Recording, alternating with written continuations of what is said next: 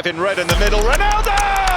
I am back. হিউস্টনের শেষ বাঁশি বাজার পর টিভি ক্যামেরার সামনে চিৎকার করে বলে উঠলেন ক্রিস্টিয়ানো রোনালদো। উজবেকিস্তানের বিপক্ষের ম্যাচে রোনালদো বুঝিয়ে দিলেন, না ফুরিয়ে যাওয়া নয়, তিনি বরং ফিরলেন। তবে সংবাদ সম্মেলনে একাধিকবার মেসির নাম আসায় অনেকটা বিরক্তিও প্রকাশ করেন তিনি।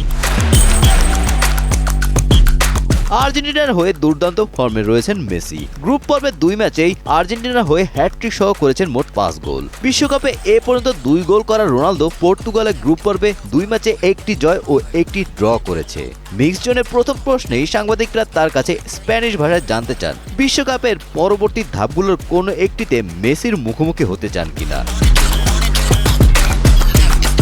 রোনালদোর মুখের বিরক্তি প্রকাশ না করলেও উত্তরের ধাঁচে সেটা বোঝা যায়। তিনি বলেন, কি উত্তর দেব বুঝতে পারছি না, কারণ প্রশ্নটাই অর্থহীন। এমন হলে দারুণ হতো। তবে গ্রুপ পর্ব ও দলের পারফর্ম নিয়েই বাকি কথা বলেন তিনি।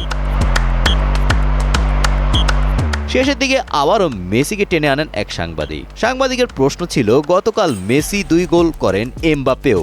এতটুকু বলে প্রশ্ন আর শেষ করতে পারেননি তিনি। চটে যাওয়া রোনালদো প্রশ্নটি শেষ করতে না দিয়ে পাশ ফিরে অন্য এক সাংবাদিককে প্রশ্ন করার ইশারা করেন।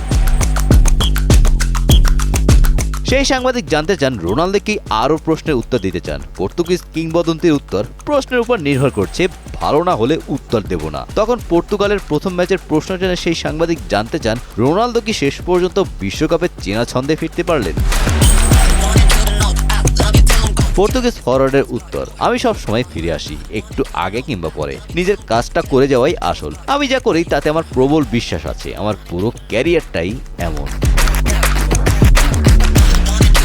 Golam Rabbani, Times today.